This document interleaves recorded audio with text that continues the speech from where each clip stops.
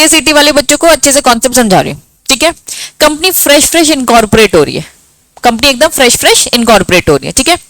लेकिन जब company incorporate होती है तो एक प्रोसेस होती है, इस प्रोसेस में लगता है टाइम। तब तक के लिए जो प्रमोटर होते हैं, प्रमोटर बहुत सारे कॉन्ट्रैक्ट कर देता है, लेकिन अभी कंपनी को बनने में टाइम लगेगा, कंपनी का नाम भी अभी डिसाइड नहीं हुआ, तो कॉन्ट्रैक्ट में क्या कंपनी का नाम लिख पाएंगे क्या? नहीं, नाम ही डिसाइड नहीं हुआ। मुझे इस बिल्डिंग में आना था, लेकिन कंपनी का नाम अभी डिसाइड नहीं हुआ है, लेकिन जो एक मालिक है, इस बिल्डिंग का मालिक है, वो कह रहे भैया रेंट एग्रीमेंट कर लो। तो इस रेंट एग्रीमेंट में मैंने किसका नाम डाला? अपना नाम डाला, लेकिन ये नाम मैंने जानबूझ के डाला, एक्चुअली में एग्रीमेंट किसके नाम पे होना चाहिए था? कंपनी के नाम पे। तो अब मैंने खर्चे पे किए अपने पॉकेट से, क्योंकि अभी तो कंपनी कुछ नहीं करी है। तो प्रमोटर ने एग्रीमेंट में अपना नाम डाला और पूरा रेंट वगैरह पे किया, 2 महीने बाद कंपनी बन जाती है। अब ये कंपनी क्या करेगी? इस एग्रीमेंट को अपने नाम से कन्वर्ट करवा लेगी, ठीक है। लेकिन खर्चे किसको पे करने थे? प्रमोटर को कि कंपनी को? ऑब्वियसली कंपनी को। तो कंपनी के खर्चे अभी प्रमोटर ने किए, तो वो सारे के सारे खर्चे क्या कहलाते हैं? Preliminary expenses. तो भैया ये खर्चे भी आप यूज करोगे कंपनी के पॉकेट से, कंपनी के पैसे से, तो ये प्रीमियम अकाउंट जो आपने सेपरेट प्रीमियम अकाउंट बना के रखा है, ये पैसा आप यहाँ यूटिलाइज कर सकते हो। क्लियर है क्या? चलिए नेक्स्ट क्या लिखा है? राइट ऑफ करना। क्या राइट ऑफ कर रहे हैं? Commission paid, discount allowed, expense incurred on the issue of share, या फिर क्या लिखा है? Debenture of the company. चलिए समझते हैं। डिस्काउंट और कमीशन तो समझ में आ गया होगा। कंपनी ने डिस्काउंट दिया, कमीशन दिया। कमीशन किसको दिया होगा? ब्रोकर को, है ना। ब्रोकर को बोलोगा, अंडरराइटर को बोलोगा भैया जाके शेयर्स मेरे बिकवा दे, तो कुछ देना पड़ा होगा। जब हम शेयर्स बिकवा रहे हैं तो कभी कभार हम डिस्काउंट भी देते हैं। जनरल रूल डिस्काउंट देना अलाउड नहीं है, एक्सेप्शन डिस्काउंट दे सकते हैं। उन एक्सेप्शन में डिस्काउंट तो दिया है ना, खर्चा तो हुआ है ना। तो कमीशन दे दिया ब्रोकर को, या फिर किसी को हमने डिस्काउंट दिया, या फिर जो भी खर्चा हुआ किसमें? शेयर इशू करने में या फिर डिबेंचर इशू करने में, ये सारे खर्चे भी आप क्या कर सकते हो? सिक्योरिटी प्रीमियम अकाउंट में जो पैसा रखा है वो 2 रुपए, उसको यूज करोगे। क्लियर है? 2 रुपए तो खत्म ही हो गए ना बच्चा, ये तो नहीं आ रहा है ना दिमाग में, नंबर ऑफ शेयर्स के हिसाब से ज्यादा रहेगा, ठीक है। चलो नेक्स्ट क्या लिखा है? प्रीमियम पेबल, और क्या हो जाएगा? रिडम्पशन का मतलब क्या होता है? रीपे करना। Premium payable on the redemption of the कौन से शेयर्स? प्रेफरेंस शेयर्स या फिर डिबेंचर। प्रेफरेंस शेयर्स में रिपे करना पड़ता है, डिबेंचर में रिपे करना पड़ता है। तो जब भी रिपेमेंट की मैच्योरिटी की डेट आएगी, सिक्योरिटी प्रीमियम अकाउंट का आप यूज कर सकते हो। Finally purchase its own share, section number 68 याद कर लो, बाय बैक। सेक्शन नंबर क्या है? 68 बाय बैक। कंपनी को अगर बाय बैक करना है, अपने शेयर्स वापस से खरीदना है, क्यों खरीदती है? रीजन बताओ।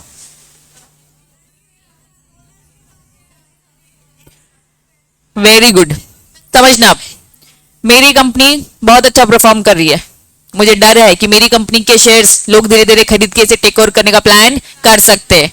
तो भैया हम मार्केट से अपने शेयर्स क्या कर ले? कम कर ले। हमारे पास एक्स्ट्रा सरप्लस पैसा पड़ा है, लेकिन ये सरप्लस पैसा कहाँ है? सिक्योरिटी प्रीमियम अकाउंट में, वो पैसा आप यूज कर सकते हो। तो इन शॉर्ट, अगर आप यूटिलाइजेशन कर रहे हो सिक्योरिटी प्रीमियम अकाउंट का, इन्हीं 5 एरिया में करोगे, इसके अलावा कुछ भी नहीं।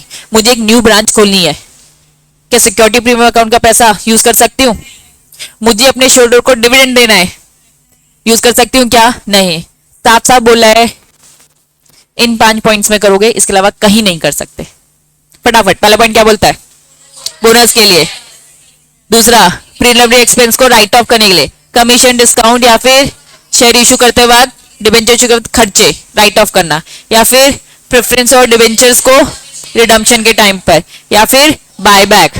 सेक्शन नंबर याद रहेगा? पूछूंगी फटाफट। सेक्शन क्या लिखा है? Utilization of security premium account, ये क्या लिखा है? Selective capital. चलिए पहले मैं कैपिटल रिडक्शन समझाती हूँ, ठीक है। आइए, कैपिटल रिडक्शन शॉर्ट में समझाऊंगी, इस चैप्टर में है डिटेल में, जब डिटेल में आएंगे तो पढ़ेंगे। अभी समझो कैपिटल को रिड्यूस करो। एग्जाम्पल दे चुकी हूँ, कंपनी के शेयर 10 रुपए के, रिड्यूस कर दिया, पैसे की जरूरत नहीं है।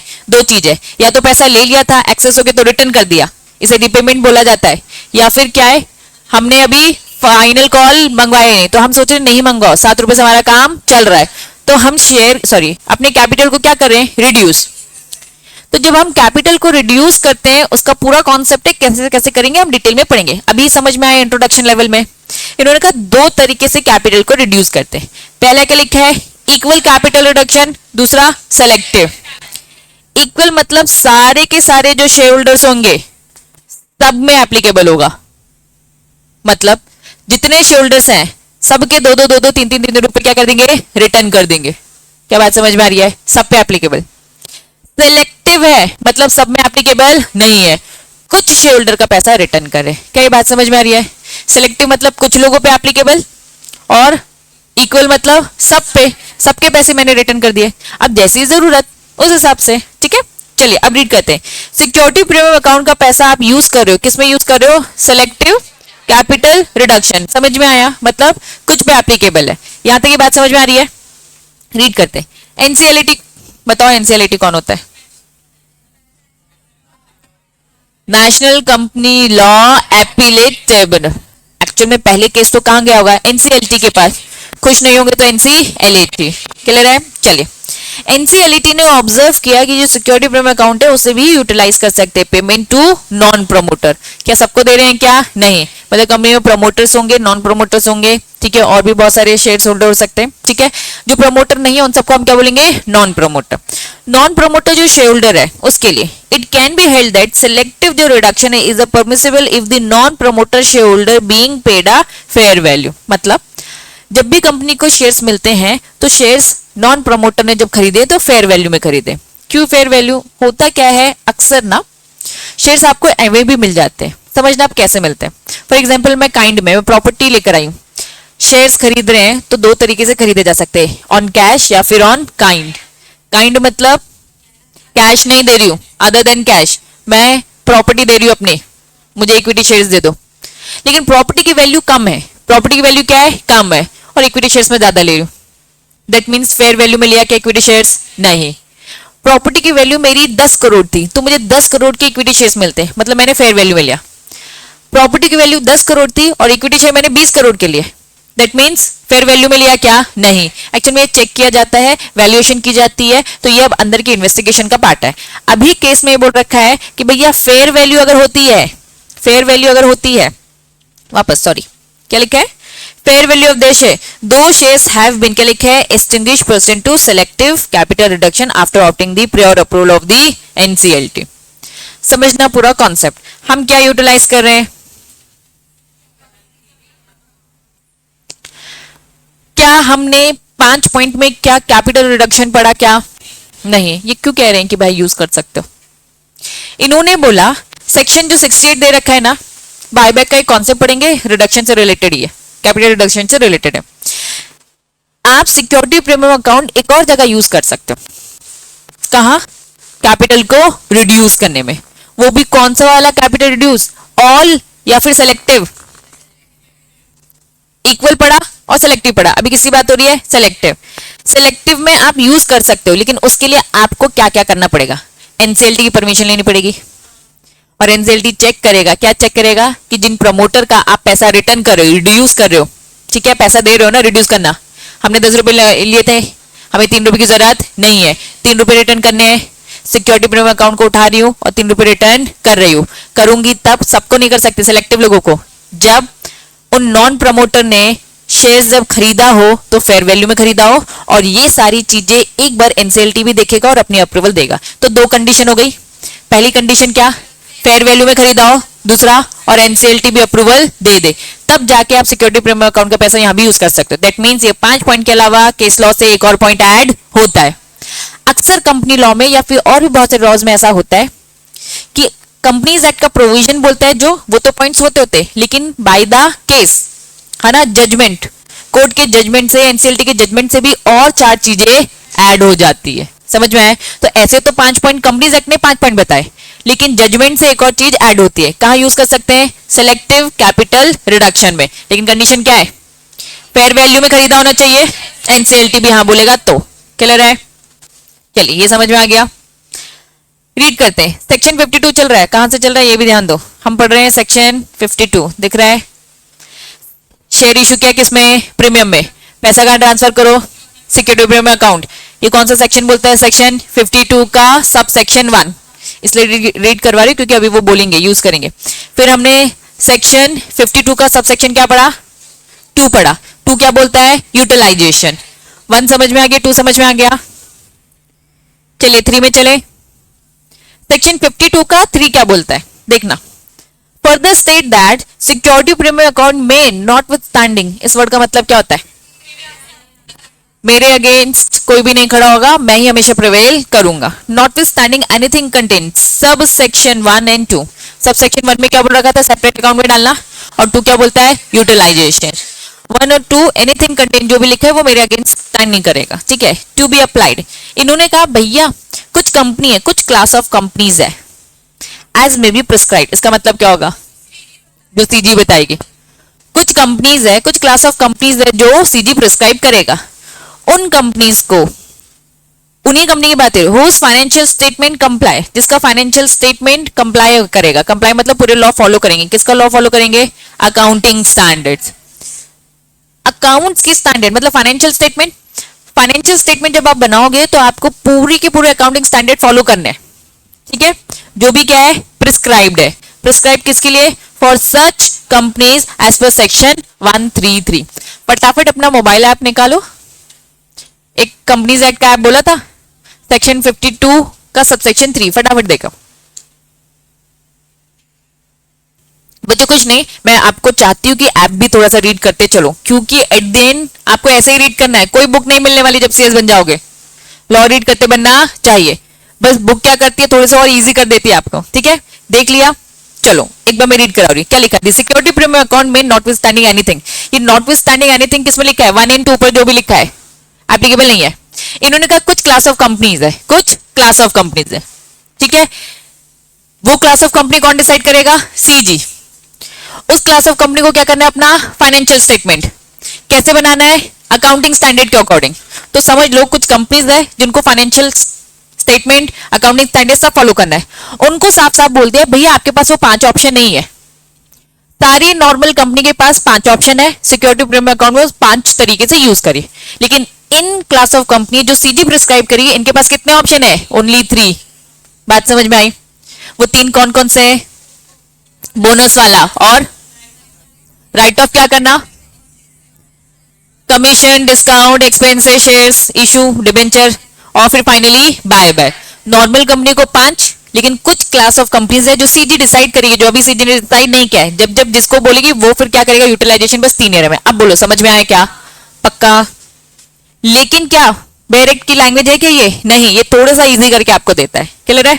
पक्का? चलिए, तो सेक्शन 52 का सबसेक्शन 3 सिंपल क्या बोलता है कि भाई कुछ क्लास ऑफ कंपनी जो प्रिस्क्राइब कर रखी है उन्हें अपना financial statement, accounting standard follow करना है, जो भी सेक्शन 133 में दे रखा है। साफ साफ बोल दिया। वो जब यूटिलाइजेशन करेंगे तो इन 3 एरियाज में करेंगे। नॉर्मल कंपनी को 5 एरिया में यूटिलाइज करना है, और वो क्लास ऑफ कंपनी जो सीजी ने प्रिस्क्राइब कर रखी है उन्हें इन 3 एरियाज में यूज करना है। पहला क्या है? बोनस। दूसरा क्या है? वही एक्सपेंस, डिस्काउंट एंड वगैरह है, सेक्शन 68। ठीक, फटाफट पॉइंट्स टू बी रिमेंबर दिख रहा है? क्या लिखा है? Premium can not be treated as a profit. Please इसे प्रॉफिट की तरह मत ट्रीट करो। Amount of premium not be available for the dividend. क्या डिविडेंड के लिए दे दोगे क्या? बिल्कुल नहीं। Premium whether received in cash and kind, तब भी आपको क्या करना है? एक सेपरेट। अब समझना, ये वाला पॉइंट समझा रही हूँ जो ये बॉक्स दिख रहा है। कैश में भी ले सकते हैं शेयर्स, और काइंड में भी। मान लो हमने काइंड में लिया, मैं एक घर लेकर आती हूँ, तो इस घर की एक वैल्यू होगी, उस वैल्यू के हिसाब से मुझे शेयर्स मिले, तो उतना कैश सिक्योरिटी प्रीमियम अकाउंट जो मेंटेन किया उसमें डाल दो। रीड करियो। When a company issue share at a premium even though consideration may be other than cash. Consideration क्या है? अदर देन कैश है, मतलब मैं घर लेके आई property. Sum equal to amount या value of the premium must be transfer to security premium account. Concept समझ में आया? 10 करोड़ के शेयर्स मिले ना मुझे, क्योंकि 10 करोड़ का घर था, तो 10 करोड़ तक का जो पैसा है वो कहां डाल दो? सिक्योरिटी प्रीमियम अकाउंट में, ताकि हम इसे क्या कर सके? यूज कर सके, लिक्विड फॉर्म कर दो। यही बस इन्होंने लिखा है। समझ में आ गया? Second point. Third, amount of premium maintain, क्या लिखा है? सेम। सेनिटी मतलब क्या होता है? पवित्र। एकदम हिंदी में जाऊं तो, अदरवाइज कुछ नहीं, आपको उसको उतना ही सेफ रखना है जितना सेफ आप नॉर्मल शेयर कैपिटल को रख रहे हो। पूरा का पूरा पैसा आपके पास आता है शेयर कैपिटल का, उस पैसे को संभाल के रखते हो, तो जो प्रीमियम अकाउंट का पैसा है उसे भी वैसे ही संभाल के रखना जैसे कि बाकी के शेयर के पैसे आपने संभाल के रखे। क्लियर है? चिल्लर बातें। प्रीमियम पेड किया जाता है, not given the share holder any preferential right in case of the winding up. Read करो, समझाओ। अगर आपको कंपनी के शेयर्स मिले हैं, आपने थोड़े महंगे खरीदे प्रीमियम में, दैट मीन्स कि आपके पास प्रेफरेंशियल राइट आ गया क्या? क्योंकि प्रेफरेंशियल शेयर तो अलग टाइप के शेयर्स होते हैं ना जो इश्यू किए जाते हैं, जिसमें आपको दो प्रेफरेंस मिलती है, पेमेंट ऑफ डिविडेंड और वाइंडिंग अप के टाइम पर रीपेमेंट, ठीक है। तो प्रीमियम में अगर शेयर्स लिया है दैट मीन्स प्रेफरेंशियल राइट्स आ गए क्या? बिल्कुल नहीं। Security premium account can not be treated free reserve. Free reserve में पैसा रखा जाता है, समझना, कंपनी का जितना प्रॉफिट होता है वो पैसा फ्री रिजर्व में रखा जाता है। अब उस फ्री रिजर्व में रखे हुए पैसे को आप यूज कर सकते हो ना डिविडेंड में भी। फ्री रिजर्व है, नाम क्यों रखा फ्री रिजर्व? क्योंकि आप फ्री हो, किसी के लिए भी यूज करो। लेकिन सिक्योरिटी प्रीमियम अकाउंट का पैसा क्या फ्री रिजर्व है क्या? इन्होंने तो साफ बोला है ना 5 एरिया में यूज करो, क्या वो फ्री रिजर्व है क्या? नहीं। तो सिक्योरिटी प्रीमियम अकाउंट को फ्री रिजर्व जैसा ट्रीट मत करो, ठीक है, क्योंकि वो एक तरीके से क्या है, कैपिटल रिजर्व है और कुछ स्पेसिफिक एरियाज में ही यूज होता है, वो 5 एरियाज याद रहेगा। और कुछ क्लास ऑफ कंपनीज के लिए तो फटाफट केस रीड करो और बताओ समझ में आ रहा है कि नहीं। पढ़ा भी है क्या? प्रोहिबिशन, चलो क्या प्रोहिबिट करेंगे? क्या शेयर डिस्काउंट में इशू कर सकते हो? बचपन से क्या बोल रहे हो, डिस्काउंट में करते थे ना? नहीं करते थे? नहीं करते थे, एक्सेप्शनल भी नहीं पढ़ते थे क्या तुम लोग? चलो आ जाओ, बच्चे थे कहां समझते थे, भूल गए। चलिए सेक्शन 53, सेक्शन 52 क्या बोलता है? 52 सिक्योरिटी प्रीमियम में आपने शेयर इशू किया, ठीक है। अब हम 53 की बात करें, दैट मीन डिस्काउंट में। इन्होंने स्टार्ट ही देखो लैंग्वेज क्या कर रखा है, एक्सेप्ट, क्या लिखा है? 54 को छोड़कर issue of set equity share, मतलब सेक्शन 54 क्या बता रहा है? सेट इक्विटी शेयर, ठीक है। इश्यू कैसे करते हैं वो पूरा हम देखेंगे। Company shall not issue share at discount, मतलब सेक्शन 53 बोलता है कंपनी शेयर इश्यू डिस्काउंट में नहीं कर सकती, एक्सेप्ट जो 54 बोलता है। 54 बोलता है सेट इक्विटी शेयर इशू करना। क्या मैं ये कंक्लूजन निकाल सकती हूँ कि सेट इक्विटी शेयर जब इशू करते हैं तो वो डिस्काउंट में इशू कर सकते हैं? सेट मतलब क्या होता है? पसीना कि खून पसीना? खून पसीने की कमाई, समझना है ना। चलो पसीने के साथ खून भी आ जाता है ना। कंपनी का एम्प्लॉय है, कंपनी में काम कर रहा है, बहुत सालों से काम कर रहा है। हम चाहते हैं कि भैया उसने इतने सालों से जो काम किया है उसके लिए हम उसे कुछ रिवॉर्ड दे। तो वो रिवॉर्ड क्या देंगे? As a equity shares. हमने इसको ओनरशिप दे दी, हमने उसे क्या दे दी? ओनरशिप। अब जो हमने उसे ओनरशिप दी है, ऑब्वियसली बच्चा महंगे में देंगे क्या? सस्ते में देंगे ना। हम कह रहे हैं हम आपको ओनर बना रहे हैं, आज हमारी जो शेयर की वैल्यू है, जब से आप काम कर रहे हो तब 10 रुपए थी, आज आपने इसकी वैल्यू 1 लाख कर दी है, तो चलो निकालो 1 लाख रुपए हम आपको शेयर देंगे। वो तो कहेगा भाग यहां से, इतनी मेहनत करी मैंने तो मुझे सस्ते में दो ना। तो रिवॉर्ड आपको देना है, दैट मीन्स ये रेट में तो वो वैसे भी जनता पब्लिक का पार्ट होकर खरीद सकता था, तो ऑब्वियसली आप उसको थोड़े से सस्ते में दोगे कि भैया आप हमारी कंपनी के एम्प्लॉई, आपने इतने सालों से काम किया तो हम आपको एज अ रिवॉर्ड थोड़े से सस्ते में देंगे, दैट मीन्स डिस्काउंट में देंगे। सेक्शन 53 बोलता है डिस्काउंट देना अलाउड नहीं है, 54 को छोड़कर, मतलब 54 में डिस्काउंट दे सकते हैं, तो किसको दे सकते हैं? एम्प्लॉइज को। लेकिन एम्प्लॉइज को भी क्या इशू किया जा रहा है? स्वेट इक्विटी शेयर, ठीक है। चलिए और थोड़ा सा डिटेल में जाते हैं। Share issued by the company at a discount shall be void, ये अभी जनरल रूल बता रहे। 53 बोलता है जनरल रूल, डिस्काउंट नहीं इशू करेंगे, और अगर कंपनी ने डिस्काउंट इशू कर दिया तो वो क्या है? वॉइड है, लगेगा पेनल्टी फाइन तो सब लगेगा, लेकिन इस ट्रांजैक्शन को हम गलत मानेंगे, हम मानेंगे ही नहीं कि भैया ये डिस्काउंट है, आपको पूरे पैसे देने पड़ेंगे। क्लियर है? 54 में दे सकते हो, ठीक है, एम्प्लॉइज को। आइए एक्सेप्शन पढ़ते हैं। कंपनी में issue share at a discount, किसको? 54 एक एक्सेप्शन बताता है, इसके अलावा और भी एक्सेप्शंस है, समझना। किसको दे रहे हैं? क्रेडिटर्स। कौन होते हैं क्रेडिटर्स? जिनसे पैसा लिया, उधारी ली। To its creditor when its debt is converted into shares। क्यों हम क्रेडिटर की जो उधारी है उसे इक्विटी शेयर में कन्वर्ट कर रहे? क्या सोचा होगा कंपनी ने? उधारी चुका नहीं पा रहे हैं तो अब हम उन्हें ओनरशिप देंगे। तो भाई उधारी नहीं चुका पा रहे, उसको तो पैसा ही चाहिए, लेकिन आप उसे मना रहे हो, ले ले यार इक्विटी शेयर, थोड़े से सस्ते में दे दूंगा। अब वो मान जाएगा क्या? सेम रेट लगाओगे तो वो क्या कहेगा? कैश चाहिए मुझे, है ना। सेम रेट लगाओगे तो वो शेयर ही नहीं खरीद लेता आपके। भाई उसने उधार दिया आपको, लेकिन आप कह रहे हो मैं उधार नहीं चुका पाऊंगा, प्लीज इक्विटी में कन्वर्ट कर लेते हैं इसे, तो वो इसी शर्त में मानेगा जब उसे आप क्या दोगे, थोड़ा सा कम। तो यस, हम क्रेडिटर को सस्ते में दे सकते हैं जब आप उसके डेट को क्या करो, इक्विटी में कन्वर्ट करो। ये सिचुएशन तभी अराइज होगी जब आप पे नहीं कर पाओगे। जब आप पे कर सकते हो तो क्यों आप अपनी ओनरशिप का लॉस करो? ओनरशिप भी तो जा रही है, मजबूरी है आपकी ओनरशिप देना। पहला रीजन समझ में आया। अब उन्होंने लिखा है person of any statutory resolution plan. हमें क्या चाहिए, स्टैट्यूटरी रेजोल्यूशन प्लान चाहिए। ऐसे ही नहीं मुंह ढा के कंपनी खुद से बोल देगी नहीं यार नहीं चुका पा रहे हम तुमको दे देते हैं। प्रॉपर एक प्लान तैयार होता है, प्रॉपर एक स्कीम तैयार होती है, उसको हम डेट रिस्ट्रक्चरिंग स्कीम भी बोल सकते हैं। In according with the any guidelines direction regulation specified the RBI. RBI ने जो गाइडलाइन रेगुलेशन दे रखी है उसी हिसाब से कन्वर्ट किया जाएगा, क्योंकि जनरली कंपनी उधारी किससे लेती है, बैंकों से। अब इस बैंकों से लिया हुआ कैश हम इक्विटी में कन्वर्ट करें, मतलब वो बैंक अब हमारी कंपनी में मेंबर ओनरशिप रखने वाली है, तो भैया आरबीआई ने पूरी गाइडलाइन दे रखी है उसको लेकर कि क्रेडिटर को कैसे आप कन्वर्ट करोगे। तो पूरी स्कीम है, पूरी गाइडलाइंस है, उनको ध्यान में रखकर ही आप इसे क्या करोगे, कन्वर्ट करोगे। क्या ये बात समझ में आ रही है? एज पर जो भी हमारा reserve bank of India act है, क्लियर है, या बैंकिंग रेगुलेशन। तो इन शॉर्ट दो एक्सेप्शन हो गए। पहला एक्सेप्शन क्या है, तो इक्विटी शेयर एम्प्लॉय को दे रहे हो तो सस्ते में दे सकते हो। दूसरा क्या बोल रखा है, क्रेडिटर्स को दे रहे हो तो अपनी मर्जी से नहीं दे रहे हो, एज पर स्कीम दे रहे हो। आप इंसॉल्वेंट वाली सिचुएशन में आ रहे थे, आप नहीं चुका पा रहे थे, तो आपकी मजबूरी थी इक्विटी में कन्वर्ट करना। और इक्विटी में कन्वर्ट कब करोगे, एज पर प्लान या फिर स्कीम, जो भी गाइडलाइन आरबीआई ने दे रखी है उनके द्वारा। क्लियर है?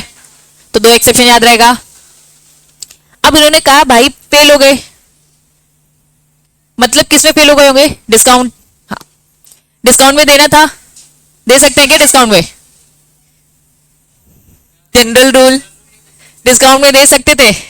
कंपनी है नालायक, दे दिया डिस्काउंट, क्या लगेगी? बस यही लिखा है ना, company fail to comply provision this section. Discount में दे दिया, सुनती ही नहीं है कंपनी, नालायक है। आप हो सीएस ना कंपनी के, बताओगे कि नहीं बताओगे? बता देना, नहीं तो पेनल्टी लगेगी। डायरेक्टर तुम्हें घूर घूर के देखेगा, कैसा सीएस है यार, पता ही नहीं है इसको। भाई जॉब चली जाएगी, डायरेक्टर निकाल देगा। वो क्या कहेगा, ये क्या फाइन पे फाइन लगा रहे हो, पेनल्टी पे पेनल्टी। काम करना है कि नहीं करना है? अब ध्यान दो, इन्होंने कहा अलॉटमेंट, समझना सिंपल प्रोसेस है, फटाफट। सब्सक्रिप्शन की एक लिमिट होती है। अगर कोई भी कंपनी इशू लेकर आ रही है तो उसका एक सब्सक्रिप्शन लिमिट होती है। अगर वो नहीं अचीव होती है तो कंपनी को क्या करना पड़ता है, रिफंड। वो लिमिट क्या होती है, मिनिमम अमाउंट, मिनिमम सब्सक्रिप्शन अगर 90% है तो कंपनी का इशू सक्सेसफुल है, अदरवाइज कंपनी का इशू सक्सेसफुल नहीं है।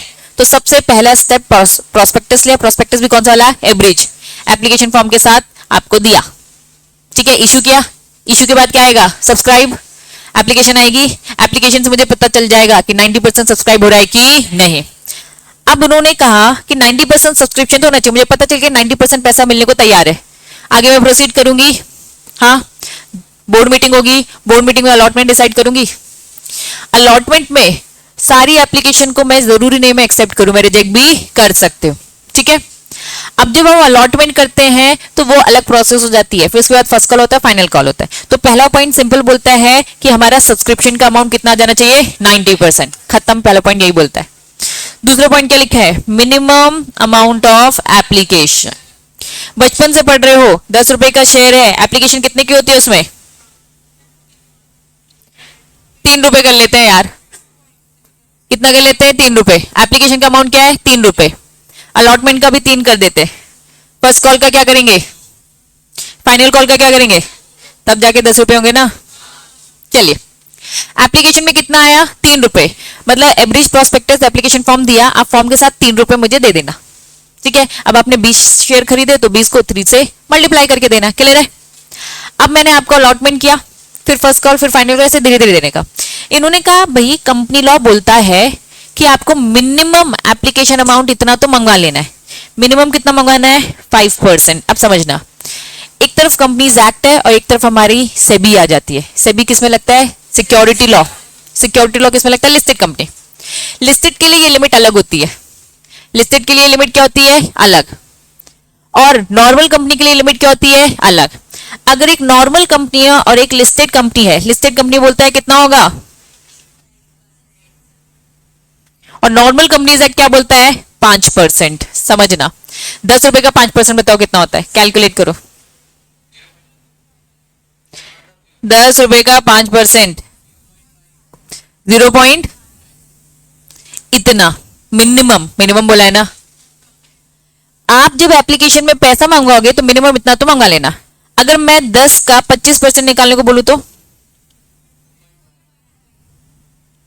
अगर मेरी कंपनी लिस्टेड है, अगर मेरी कंपनी क्या है, लिस्टेड है, तो जो भी वो शेयर डिसाइड करेगी उसकी वैल्यू, उस वैल्यू का 25% निकालना। इतना पैसा तो एप्लीकेशन में मंगवा लेना, मतलब उससे कम तो नहीं मंगवाना। मैंने मेरे एग्जाम्पल में कितना मंगवाया, 3 रुपए, तो क्या मिनिमम अमाउंट से ज्यादा मंगवाया है, हाँ। कंपनी की वैल्यू थोड़ी सी बढ़ा देती हूँ, एक शेयर की वैल्यू कितनी है, 100 रुपए, 5% कितना होता है,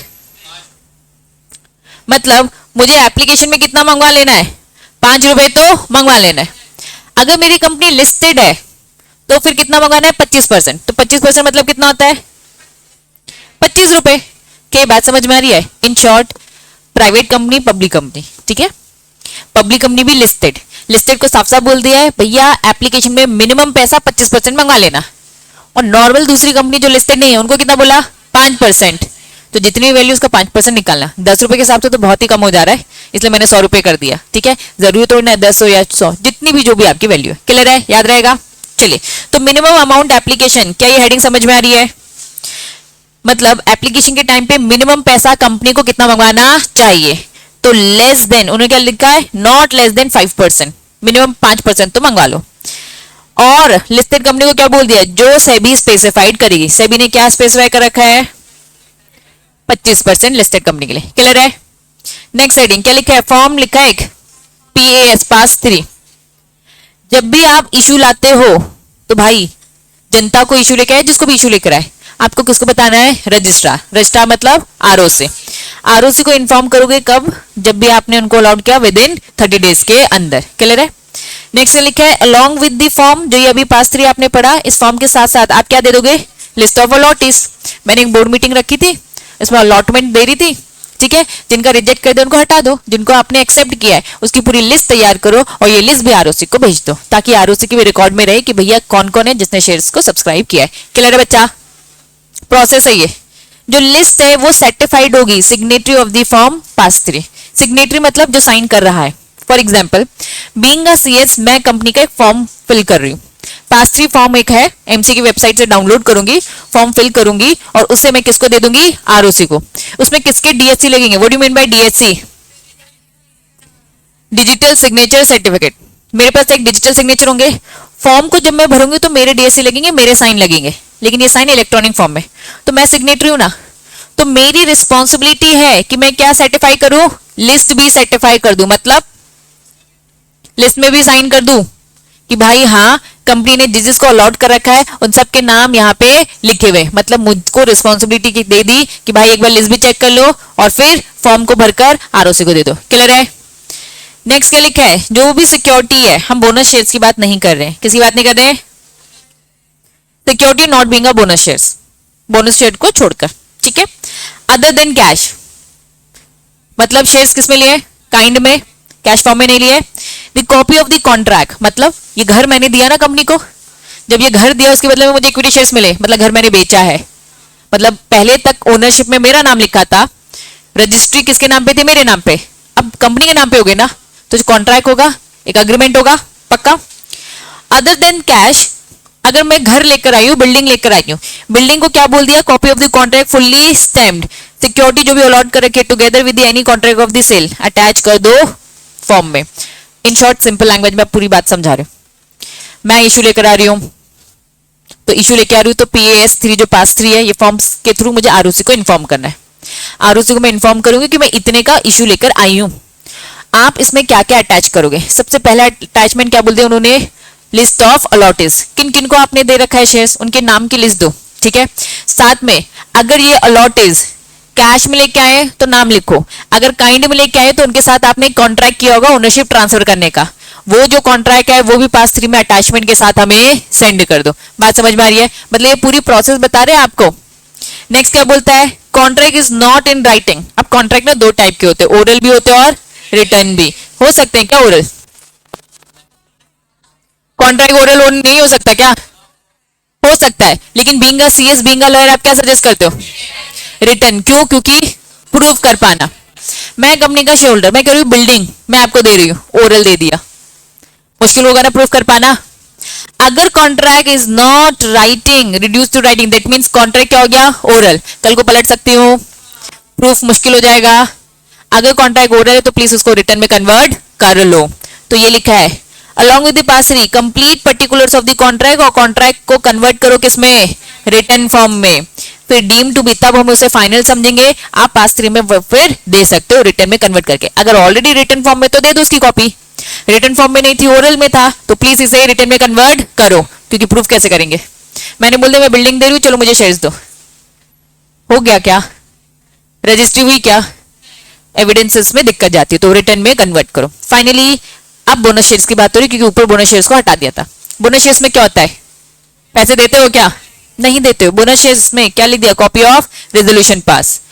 बोर्ड ऑफ डायरेक्टर ने डिसाइड किया कि हमें बोनस शेयर इशू करना चाहिए, ठीक है, तो उसकी एक रेजोल्यूशन की कॉपी पास थ्री में दे दो। तो इन शॉर्ट हेडिंग क्या है? सिक्योरिटी अलॉट कर रहे हैं। सिक्योरिटी जब भी अलॉट करोगे तो सबसे पहला पॉइंट, तभी आप एलिजिबल हो जब 90% सब्सक्रिप्शन हो जाए। एप्लीकेशन में पैसा मिनिमम कितना मंगवाने का? अनलिस्टेड कंपनी है तो 5%, लिस्टेड कंपनी है तो सेबी जो प्रिस्क्राइब करेगी, सेबी ने प्रिस्क्राइब दे रखा है 25%। अब आपने लेकर आगे इशू, पास थ्री के थ्रू क्या करोगे? आरओसी को इन्फॉर्म। आरओसी को जब इन्फॉर्म करोगे 30 दिन के अंदर, तो प्लीज अटैचमेंट में क्या क्या दोगे? सबसे पहले अटैचमेंट में क्या दोगे? List of allottees. List of allottees को एक बार सिग्नेटरी जो पास थ्री जो भर रहा है प्लीज एक बार चेक कर ले। साथ में उन्होंने क्या बोल दिया? प्रॉपर्टी के फॉर्म में लेके आए हो, अदर देन कैश लेके आओ, तो प्लीज उसका कॉन्ट्रैक्ट। कॉन्ट्रैक्ट अगर रिटर्न में नहीं है तो प्लीज राइटिंग में कन्वर्ट करिए। और बोनस शेयर, क्योंकि आप इसमें पैसे देते ही नहीं हो, तो हमें बस उसमें रेजोल्यूशन की कॉपी दे दो, क्योंकि शेयर तो कैपिटल तो इंक्रीज हो रहा है ना, चाहे वो बोनस शेयर्स के अकॉर्डिंग हो या फिर नॉर्मल इशू के अकॉर्डिंग। क्लैरिटी है? यस और नो? क्या ये बॉक्सेस दिख रहे हैं? Same repeat. देखो एक बार फटाफट क्या लिखा है।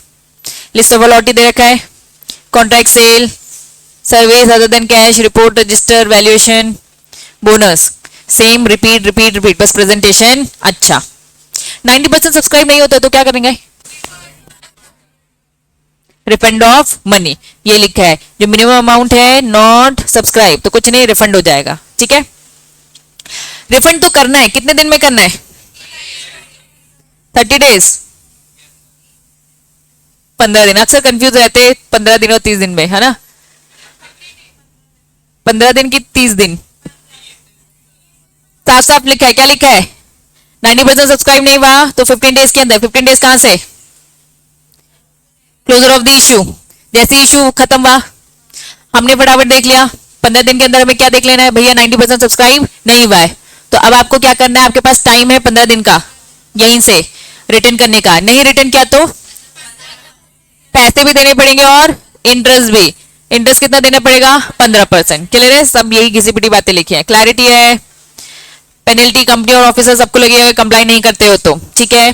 केस दे रखा है, ये केस तो पढ़ाऊंगी मैं, ठीक है। बी सी डी पहले पढ़ते क्योंकि छोटे दिख रहे हैं, फिर अपन ए में आते हैं। अब भी पढ़ो,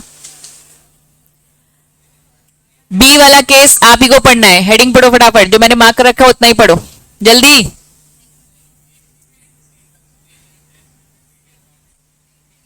समझ में आया? मेरी जो घर की प्रॉपर्टी थी 10 करोड़ की थी, और मैं बदले में इक्विटी से ले रही हूं 15 करोड़ के। शेयर मेरे 15 करोड़ के हैं और बदले में दे रही हूं मैं काइंड में प्रॉपर्टी 10 करोड़ के। क्या फुल्ली पेड माना जाएगा? नहीं। Inadequate consideration of the share will be treated not fully paid. Clear है? Next, any payment against the company, payment in cash. Read करो, आपने जो भी कैश दिया कंपनी को इक्विटी शेयर के बदले में, तो मान लिया जाएगा आपने क्या किया है? कैश में दी है। रीड करो,